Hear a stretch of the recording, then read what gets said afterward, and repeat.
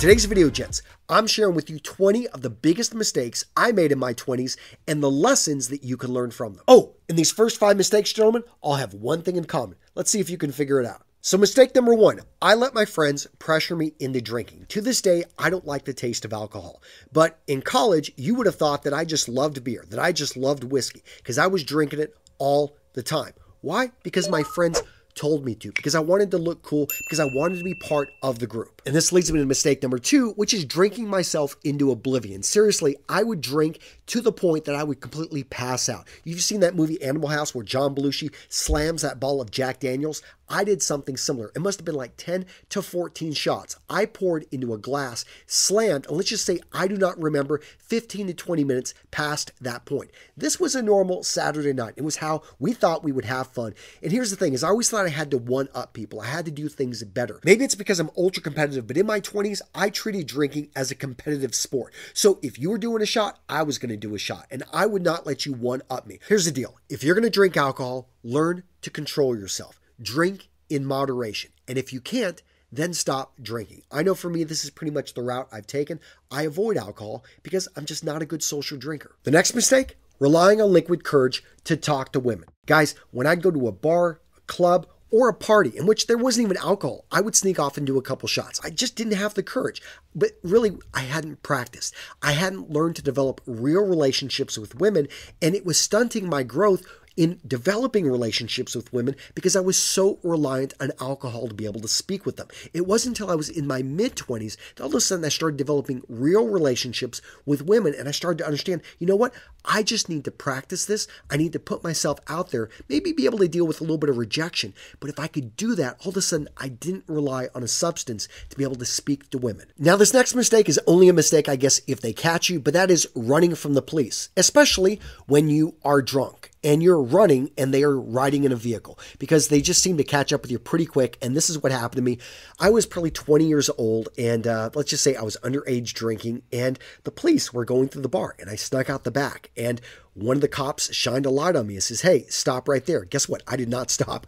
I started running. I was on the cross-country team. Was he going to catch me? Well, he had a cruiser, and he did catch me. Yeah, it did not end well. So here's the point, guys, is probably if you're drunk and if you're underage and the police shine a light in your face, you probably shouldn't run from them. Now, if I wasn't clear on that last mistake, I was arrested. And let me be clear on this next mistake. I was arrested again, drinking and climbing buildings. So I used to climb radio communication towers, and I thought that I could climb anything. Put a few beers and a few shots of whiskey into me, and guess what? I'm climbing buildings. The lesson here, listen to your friends when they try to coax you off the building, and understand you are not indestructible. People care about you. They don't want you jumping off a building into a tree and thinking that you're going to land then on your feet and then run off and not get caught. No, lucky my friend talked me out of that, and I'm still alive today, but yeah, I did spend another night in jail. And in case you didn't catch it, all 5 of those had alcohol as the common denominator. Make sure to be careful with this stuff, guys. So my next big mistake, yeah, not always rapping Jimmy. Gents, all I'm going to say is that the clap is real. Seriously, guys, I got lucky. There's a lot of things out there that are not curable. Things that can kill you. Things that can make it embarrassing whenever you do find someone that you want to spend the rest of your life with, and you have to explain to them that you've got herpes. Or, you know, you just end up having a kid and you're not ready. So guys, take care of yourself, protect yourself, wear protection. So this next mistake, probably related to that last one, is thinking I'm indestructible, especially on a motorcycle. My first motorcycle, I was 19 years old, bought a Yamaha 750 Special, and then I got a Kawasaki Vulcan 1500. Oh, this was even a bigger bike. Started having fun pulling wheelies on that thing, which is almost impossible, but I did pull a few. And guys, the point is, I was in multiple accidents, and that Kawasaki Vulcan, I crashed into the back of a Winnebago. And with no helmet on, I survived with a passenger. Both of us walked away, no problem. And here's the thing. If you're going to ride motorcycles, wear the gear. Wear the helmet. Wear the jackets. And actually, one of the best decisions I made was when my son was born, I sold my Triumph Sprint ST. I love that bike, but I love my kids more. And I realized, having multiple accidents in multiple years, that it was just a matter of time. So I made the decision, I cut out that risk, and I think I'm a better dad for it. And speaking of motorcycles, when somebody tells you that they can ride bikes and they ask to ride your bike, do not just say yes. James, I'm looking at you. I let him just jump on the bike, and he went like 40 feet and crashed it. It was my fault. I should not have just allowed anybody. But up to that point, anyone that asked me to ride my bike, I assumed could ride a bike, but that's not going to be always the case. But to be honest, I can't be upset with James too much because I was in a collision with a borrowed vehicle and I didn't tell anyone about this. Now, it was a small dent. I didn't think anyone would notice, so I didn't say anything to them. But then they ended up, because I actually did speak with the person that I hit and we exchanged information, all of a sudden the insurance company is reaching out to Sean's parents and he's wondering what's going on here. They're trying to figure out, did he mess this up? Now, Sean was my roommate and I had to apologize. I was so embarrassed. And I can tell you the embarrassment I initially had for the accident was so much less than the embarrassment I had because I didn't lie to them. I just didn't tell anybody about this, but you might as well have lied. And I learned a very valuable lesson right there. Be truthful up front because yes, it hurts. Yes, it's painful, but it's going to be more painful and a bigger lie later on. And speaking of vehicles, let's talk about getting ripped off. So when I bought my first truck, I did not shop around. I walked on to a dealership. I knew I wanted a Chevy truck because my aunt had driven Chevy and I just liked Chevy trucks. And I saw the Chevy truck that I really liked and I bought it without really shopping around. Yeah, I was taken for a ride. Not only did I probably overpay for that vehicle, but then they got me on the second mistake, which was I didn't even shop around for financing. And I didn't understand interest rates. A 20% interest rate on a vehicle in the United States in the 1990s was not a good deal. And I trusted the guy. He said he was a former Marine. I had just, got my commission. I was about to head off to TBS. I was getting paid money and he would take care of me, right? Wrong. He took care of me because my credit probably wasn't actually that great. But here's the deal. You've got to shop around. Pay attention to those big purchases and don't be afraid to refinance. And by the way, within a year, I did refinance that loan, but I didn't get the best rate. And I'll tell you why. Because my credit was shot. Why was my credit shot? Because of this next mistake. I ignored my financial obligations, my student loans to be specific. So the mistake I made here is not understanding what I owed and who I owed and that they would track me down. Yeah, I knew that I owed money, but I wasn't, I kept moving around. I was in the military. Oh, that's a good excuse, right? No, they don't care and they will track you down. It took them 9 months to find me, but they found me and they pointed out you had missed all of these payments. Your credit is hurting here because, basically you have skipped out on us. And the funny thing is I actually had the money. I just thought for some reason I would be able to escape this. That's not the way it works. Focus in on your finances and make sure you understand them. Another big mistake, I took out way too much in student loans. And to be honest, when I was 18, I didn't know what I was signing. Think about that. You are making decisions when you're 18, 19, 20 years old. They're going to affect you the rest of your life. This sounds stupid. I did not know the difference between a loan and a grant.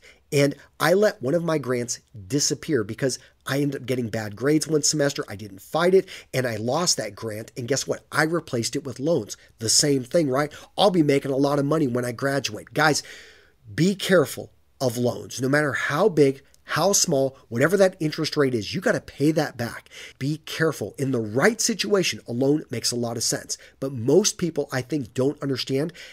We know it, but we really don't understand it, and we're not taking it as seriously as we should. And at this point, I'm just going to pile on the loans and credit cards and all that stuff, because if you can make the minimum payment, understand that that does not mean you can afford it. This was a huge mistake I made again and again. Guys, if you're paying the minimum payment, you will never escape those credit card payments, that car payment, those loans. You do not want to be just making the minimum payment. Let me say this again. That does not mean that you can afford it. You want to be able to pay things off. Again, be careful with loans.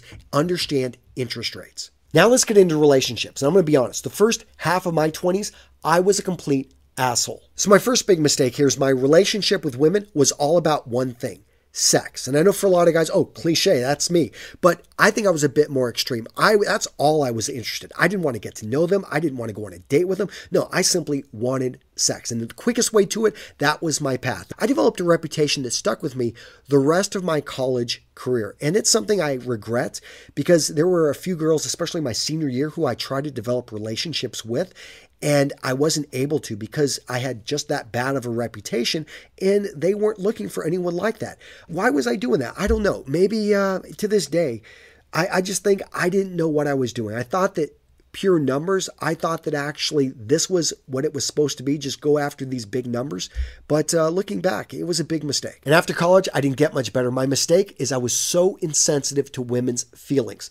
This beautiful girl I dated, Alicia, and I remember, just drop dead gorgeous. I don't remember why I broke up with her, but I do remember how I treated her after I broke up with her. I drove her home and I played The Cure's Love Song and she turned it off. And I just remember her just crying the entire way back.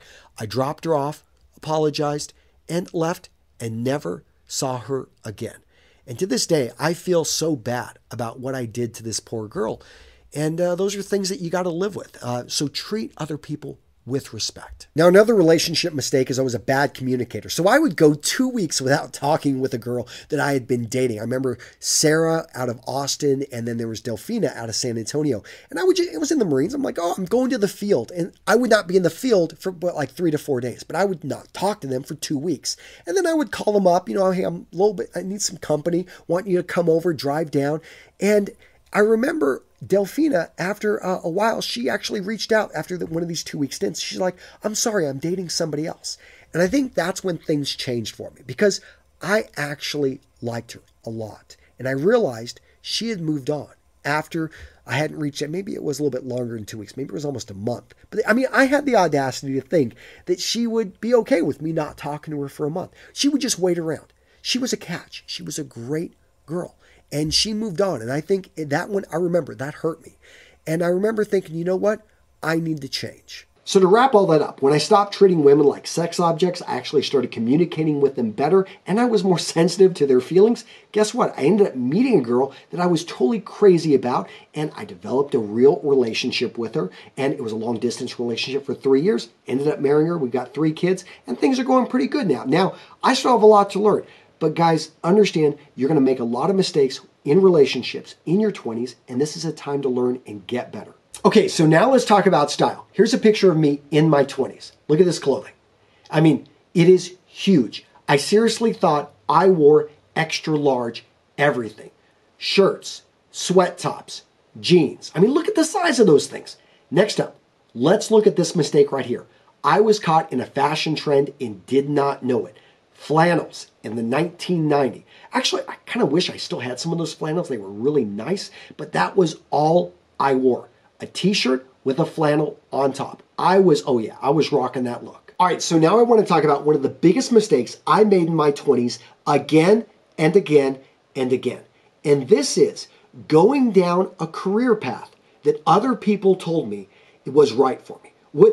And they were all well-meaning people. But they would notice something. Oh, you're really good at science. Therefore, you should be a scientist. Oh, you're really good at reading and helping people. You should be a doctor. They make good money. So guess what I studied when I was in undergrad? I thought I was going to be a doctor the first 2.5 years until I realized I did not want to go down this path. I need to get out of it. And ended up joining the Marine Corps. Not because I'd always wanted to be a Marine, but I thought it would be a challenge. I felt it was going down the right path, and I did it for me. And I feel very proud about that experience. But when I joined the Marine Corps, I fell into that trap again. Because what do you want to do in the Marine Corps? Well, I just wanted to be a Marine, and then they pointed me towards the flight program. We'll start off as a pilot, because you can always do anything else, but everyone wants to be a pilot, right? Did you watch Top Gun? So I'm going down this again. All of a sudden, I'm in the flight program. I went through Pensacola. I'm out in Corpus Christi, and I realized I really don't want to be here. And I realized this when I'm competing against these guys that are amazing. I remember one guy, he's the top of our class, and I was looking at I didn't think he was much smarter than me, but why was he scoring better? Turns out he had built a simulator in his basement. Yes, out of wood. Of course, it wasn't real, but it did simulate the ones we had over on base. And this just showed me right here that this guy cared and he really wanted this career path. Me? No, I was out drinking and partying with my friends, having fun. I was just barely doing enough to get by. This guy, of course, was going to crush me because he was passionate and he loved it. And I remember that, and I remember, why am I here? And when I had the chance to exit out, I blew out my sinuses in a T-34. Guess what I did? Yeah, I stepped out. I just wanted to be a Marine. I wanted to be around these amazing warriors. And I ended up serving out my time with having an amazing experience with Battalion 3-1. Now, Where did I fall into this trap? Again, in my late 20s. Guess what? I went back to business school. I took on more loans, got my MBA. Why? Because I didn't know what I listened to society. And they said, well, go back to school, get an MBA from a top school. I went to Texas. But here's the deal. Is again, I was following somebody else's path because I really wanted to start my own company. I wanted to do my own deal. I didn't know it yet. And even though Texas had a good entrepreneurship program, it really didn't prepare me for starting my own company. I wish I would have started my first company sooner. The point being, the lesson you need to learn here is you can fall into this trap again and again, but live your life on your terms. Go after what you want in your life. So what video to watch next? Check out this one. What lessons I learned in the United States Marine Corps. People ask me all the time, what did I learn in the military? Well, I dish it out in this video right here.